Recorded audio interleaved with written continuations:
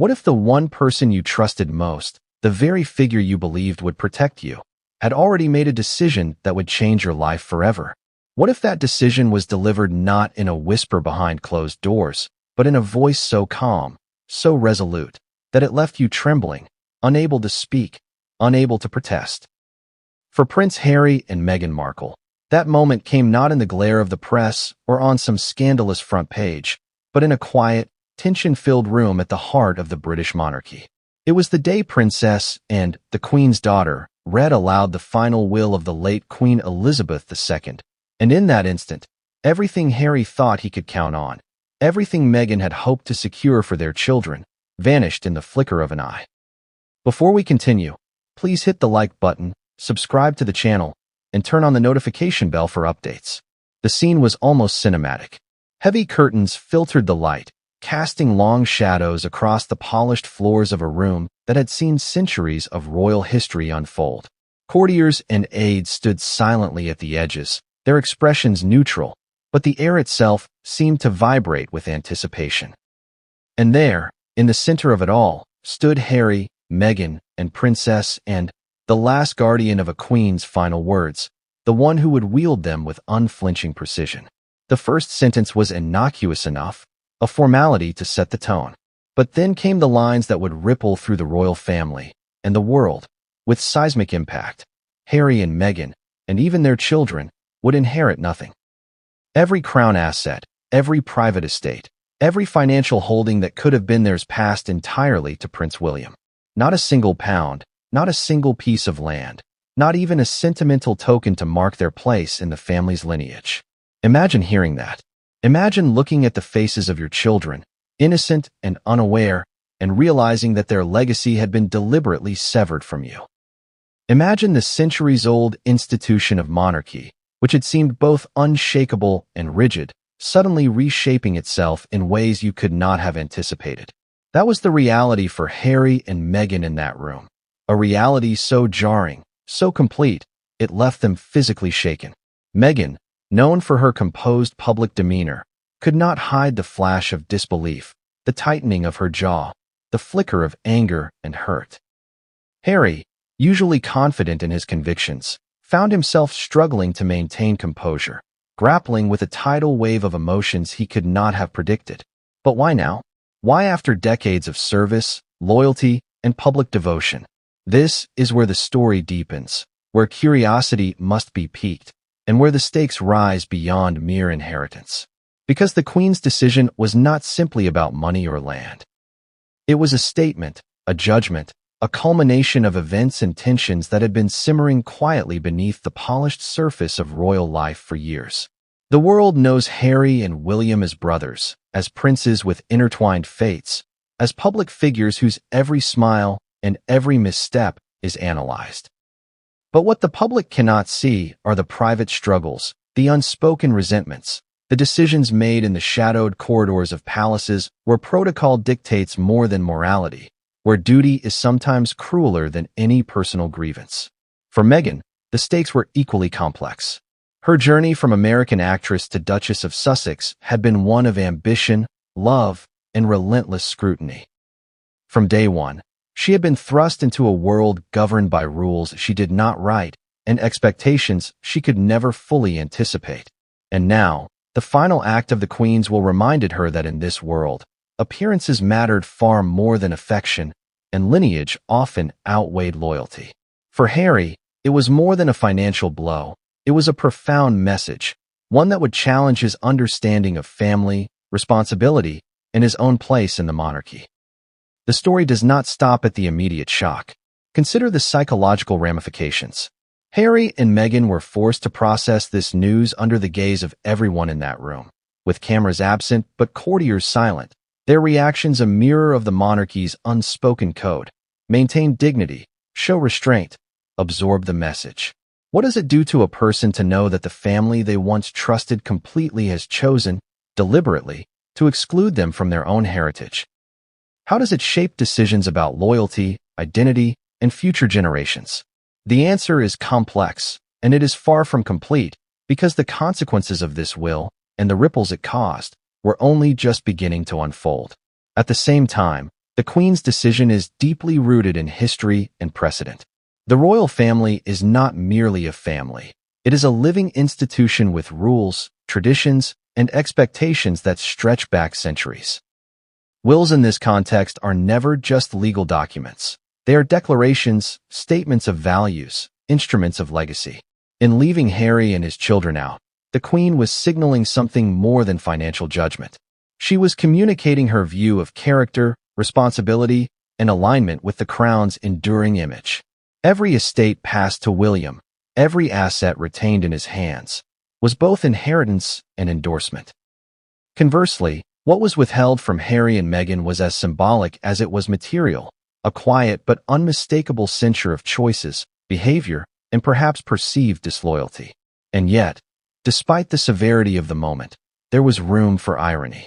In a life defined by protocol and predictability, the emotional intensity of the reading shattered the expected calm of royal tradition. Meghan's gasp, Harry's clenched hands, and resolute tone. All these moments were profoundly human against a backdrop of centuries of ceremonial detachment. They reminded everyone present, and everyone watching, that beneath the titles, the palaces, and the global attention, these were people grappling with loss, disappointment, and shock in real time. It is a reminder that even the most powerful institutions cannot entirely suppress the very human consequences of their decisions. The public, when news inevitably leaked, reacted with an explosion of curiosity and outrage. Social media lit up with debates. Was the Queen justified? Was this an act of protection for the monarchy or punishment for perceived indiscretions?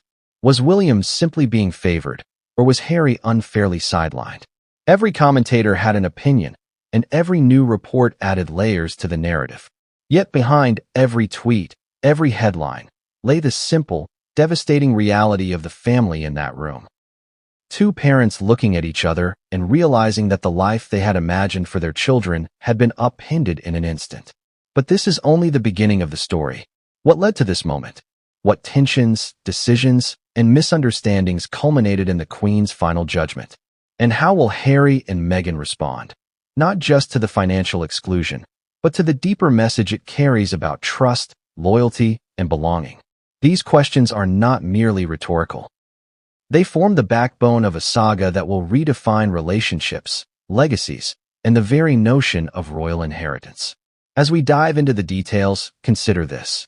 Everything that happens next is tied to a series of choices, some made decades ago, some in the months before the Queen's passing, and some in the tense silence of the room where the will was read.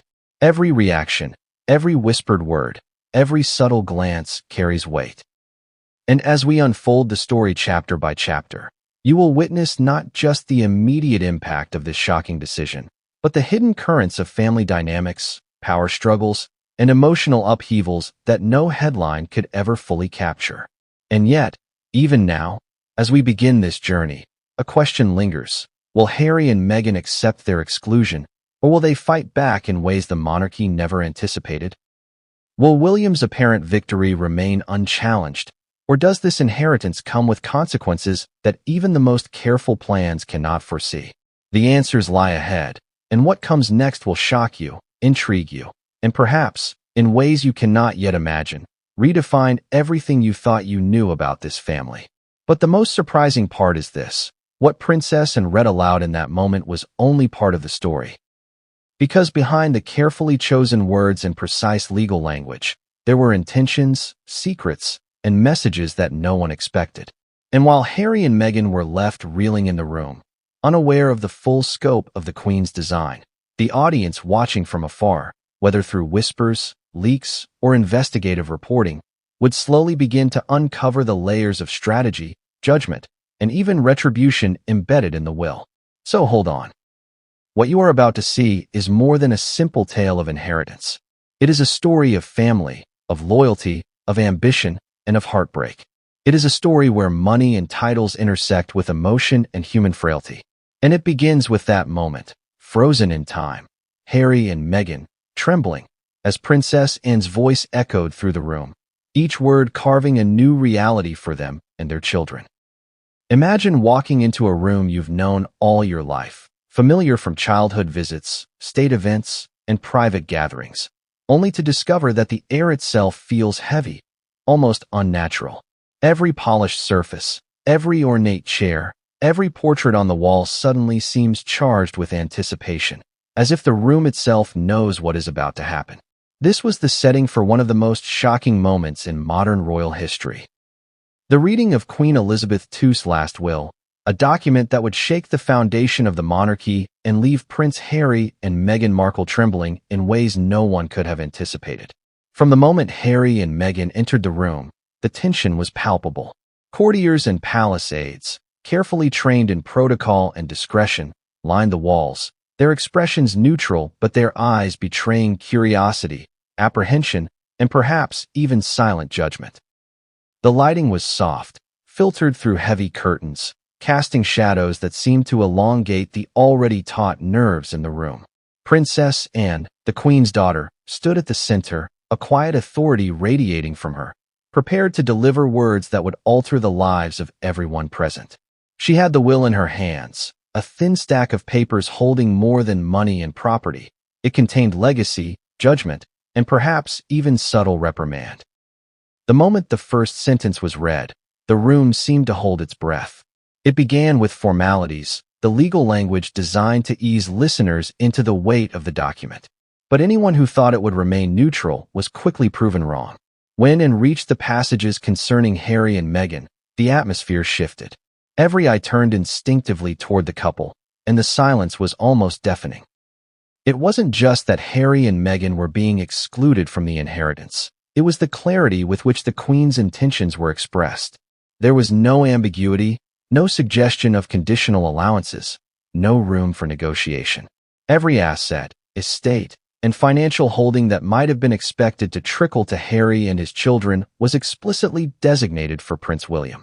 Harry's first reaction was almost imperceptible, a tightening of the jaw and a quick intake of breath. Meghan's eyes widened, and a flicker of disbelief crossed her face before she forced herself into composure. It was a reaction that courtiers had never seen before. Two individuals, usually composed in the face of public scrutiny, now caught completely off guard by the finality of the words. Every detail mattered. The tone of Princess Anne's voice, the way she paused before emphasizing certain passages, the subtle weight of her gestures. These were not just words. They were a statement, delivered with precision and unyielding authority. What made the moment even more extraordinary was the contrast between the formality of the setting and the intensity of the emotions it unleashed. The monarchy is built on discipline, decorum, and centuries of tradition. Yet here, in this historically neutral space, history itself was being rewritten, one word at a time. The Queen's choices were not just financial decisions. They were moral judgments, carefully calculated messages meant to communicate approval and disapproval across generations.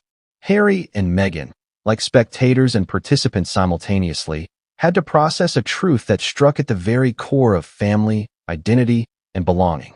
The implications for the couple were immediate and profound. Harry had often been perceived as the rebellious son, the prince willing to break from tradition when necessary. Meghan had been characterized as the outsider, navigating a system steeped in centuries of unspoken rules. And now, in that room, both found themselves confronted with the stark reality that the institution they had pledged loyalty to could, and had, act decisively against them. What does it mean for someone to be cut off not just financially, but symbolically, by the matriarch of the family? To know that the next generation, your own children, had been denied what might have been their inheritance, their birthright, and their connection to a centuries-old lineage? It is a question few outside the palace walls could fully grasp, yet it defined every heartbeat in that room. Even more, the moment exposed the delicate balance between private family dynamics and public perception. While the world would later scrutinize every detail, in that instant, there were no cameras, no headlines, no commentators, only people and a document. The psychological weight was intense. Harry's mind raced through decades of memory. Childhood events shared with William, moments of affection and rivalry, choices made in the shadow of the monarchy's expectations. Meghan reflected on her journey, the decisions to enter royal life, the sacrifices made to integrate into a system often resistant to outsiders. And both felt the sting of exclusion, the unmistakable clarity that the Queen's will was not merely legal, it was personal. Courtiers and palace aides, trained to maintain composure in moments of crisis, watched silently. They had been present for similar readings in the past, but never with stakes this high or outcomes this shocking. Each subtle movement, the narrowing of eyes, a shift in posture, a hand pressed to lips, was observed, catalogued, and silently interpreted. Even those accustomed to the strict formalities of the palace could not deny the extraordinary tension that had taken hold, the air charged with a mixture of shock, disbelief, and the unspoken acknowledgement that history was being made. And yet, the reading itself was methodical. Princess and did not hurry, nor did she allow emotion to dictate her delivery. Each word was deliberate, each pause calculated to ensure maximum impact and clarity. It was a moment of controlled drama, a performance in restraint, yet the audience, the family, felt every ounce of its force. There was no mercy, no hesitation. The decision was final, and there was no escape from the message it conveyed. As the reading continued, Harry and Meghan grappled with the cascading implications. The financial impact was immediate. Estates and holdings that might have supported their lifestyle and their children's futures were no longer accessible. But the emotional consequences ran deeper. It was a message of judgment, a quiet reprimand that resonated with past conflicts, public scandals, and moments of estrangement. The Queen's decision was a culmination, a precise orchestration designed to convey not just who deserved what, but who had met, and failed, the expectations of royalty. For Meghan, the exclusion felt like a culmination of years of scrutiny and subtle hostility. From her earliest days in the family, she had been the subject of whispers, tabloid speculation, and comparisons to predecessors who had navigated royal life differently. And now, in one act, the ultimate authority in the monarchy had codified a judgment, drawing a line in the sand that would forever mark her and her children's relationship to the crown.